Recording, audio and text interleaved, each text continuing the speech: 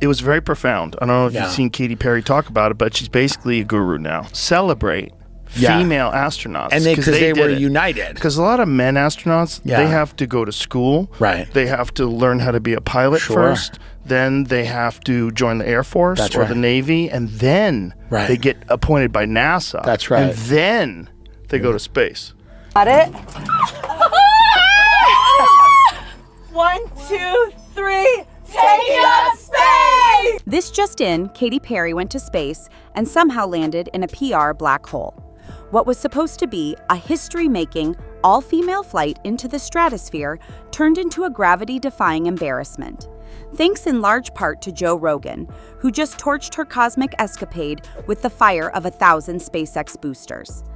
On a recent episode of The Joe Rogan Experience, the podcaster and his co-pilot in chaos, Tim Dillon, unloaded on Perry's tear-streaked post-space poetry, turning her Blue Origin joyride into a punchline.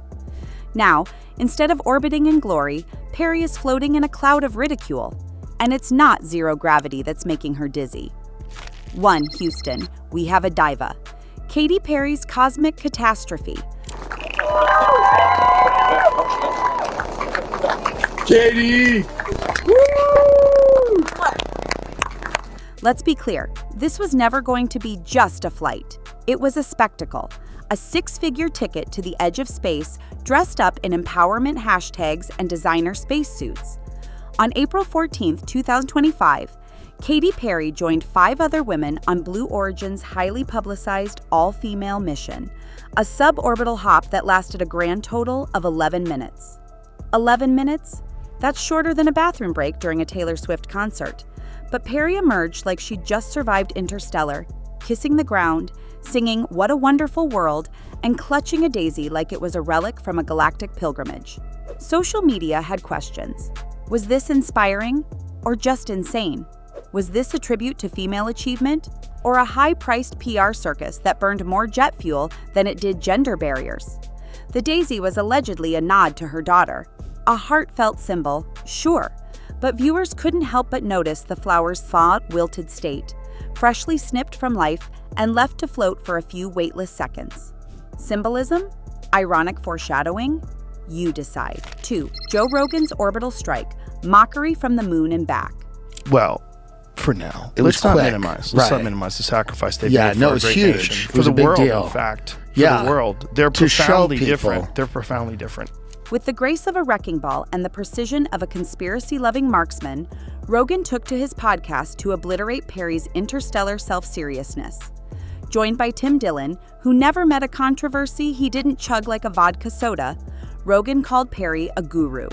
Not with reverence, but the kind of dripping sarcasm that leaves burn marks. He mocked her spiritual speech, called out the daisy as a dead symbol of superficiality, and most cuttingly, questioned the legitimacy of calling any of the crew astronauts. Real astronauts, Rogan argued, go through hell and back. These ladies got a selfie and a souvenir tote bag, but he didn't stop there. Dillon, ever the chaos agent, referred to the group as beaches in orbit, which sent shockwaves through feminist Twitter and a few less than amused morning shows. The commentary was laced with toxic masculinity, wrapped in comedy, and launched at terminal velocity. Rogan played it off as observational satire, but the backlash was immediate. Critics, including HuffPost and Newsbites, weren't laughing. They saw it as a hit job cloaked in humor, drenched in the scent of stale locker room takes and vintage misogyny. 3. The $28 million PR stunt that blew up in Katy's face. Here's the cosmic joke. The mission wasn't supposed to be controversial. It was billed as a moment of triumph, a glittering milestone in the slow crawl toward gender equality in STEM.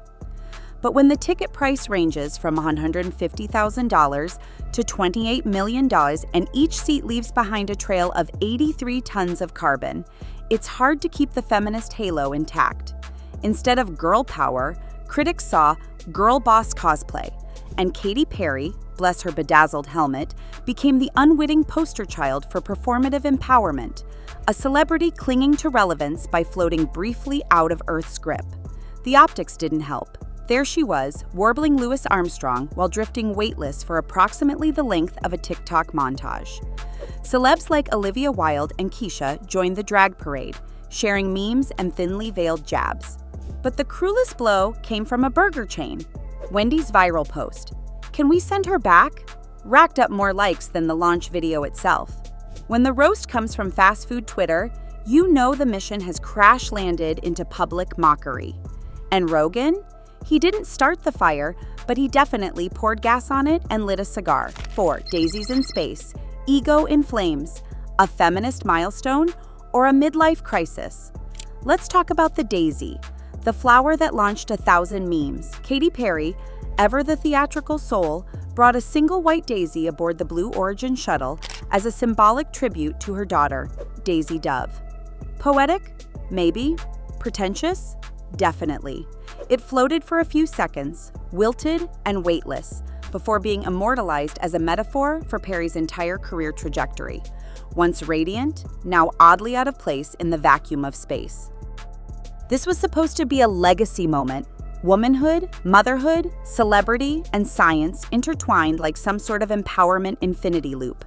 Instead, it was devoured by the internet with all the subtlety of a Real Housewives reunion. Feminist commentators were split down the middle. Was this progress, or just privilege dressed up in a spacesuit?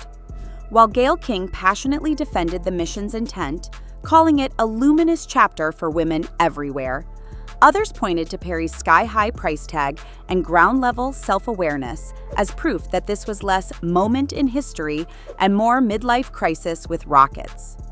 Rogan didn't miss that angle either. "She's acting like she landed on the moon," he snorted. 11 minutes. That's not a space flight. That's a delayed Uber ride.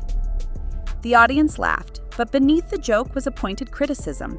When celebrity meets activism, the result often looks like a parody of itself.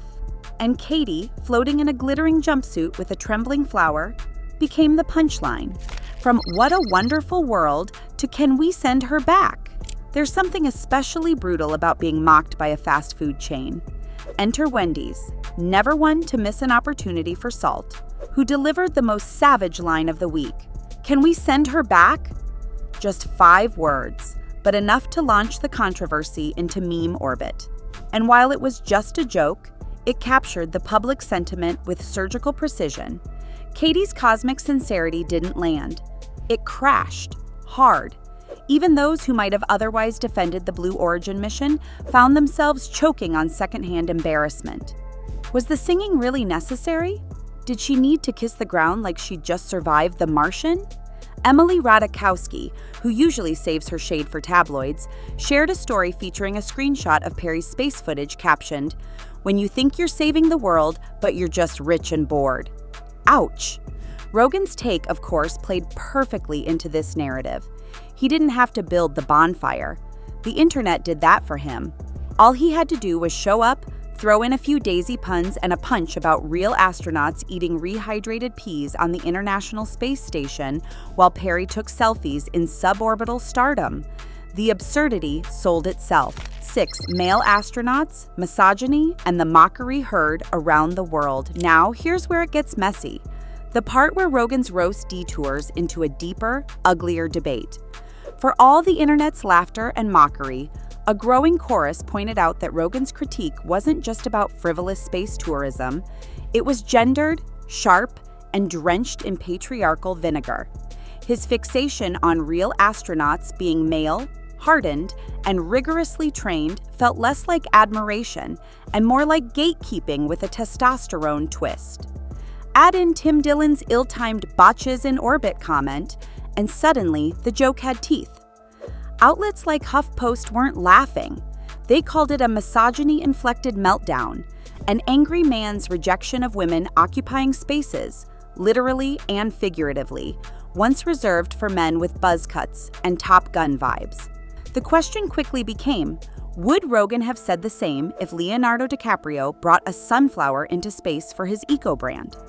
Supporters of the flight, including Amanda Nguyen and Aisha Bowe, pushed back hard. This wasn't about replacing astronauts, Bowe wrote on X. It was about representation. And yes, we trained, not for a Mars landing, but enough to not die. That's still worth celebrating. But Rogan, never one to apologize, doubled down in a follow-up episode. You want representation?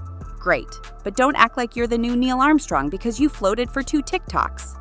In the end, Katy Perry shot for the stars and landed in a meme. What was meant to be a feminist landmark became cultural cannon fodder, torn apart by podcasters, pop stars, and potato-loving Twitter accounts alike. And Joe Rogan? He just handed her the mic and let her sing herself into scandal.